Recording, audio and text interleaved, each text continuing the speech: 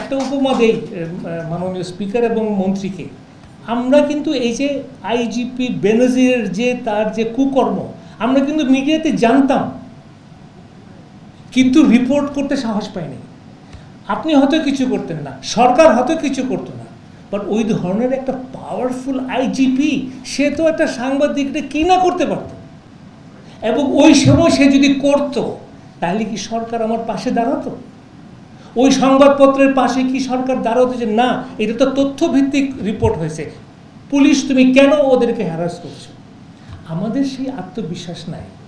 Institutional যারা head হয়, particularly law enforcement agencies, তারা এত ক্ষমতাধর হয় যে তারা সরকারের না অজ্ঞাতেই তারা কিন্তু সাংবাদিকতার উপরে হস্তক্ষেপ করে। If we did not report on bank default, it would not have come out.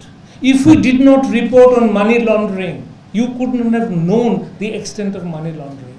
If we did not report on the criminalization of many of the institutions, you would not have known. মিডিয়ার প্রতি যে আপনাদের চিন্তাধারা, এটা কতটুকু আপনাদের কাজের সহায়তা করেছে আর কতটুকু আপনাদের কাজের সহায়তা করে নাই। আমি অনুরোধ করব যে আপনারা যদি একটু if you be a bit reflective that in the last 15 years what attitude did the government have? Did it help the government?